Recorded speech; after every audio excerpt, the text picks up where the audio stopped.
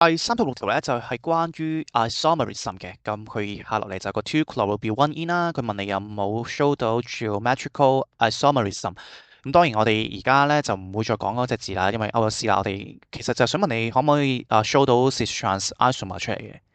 咁如果我哋畫翻出嚟咧，就係 will one in，即係1號位有個 double bond 啦開始，然後2號位咧有個 chlorine，然後再駁住多兩個嘅 carbon 嘅 ethyl group 啊。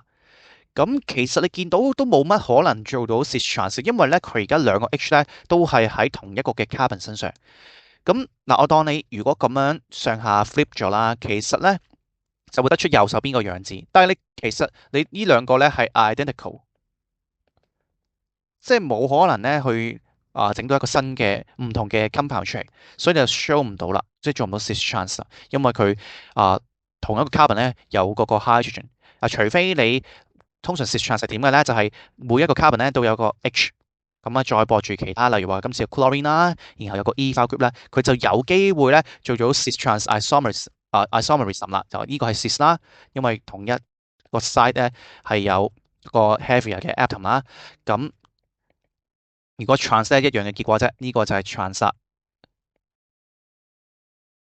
就係將啲 heavier 嘅 atom 咧就擺喺對角。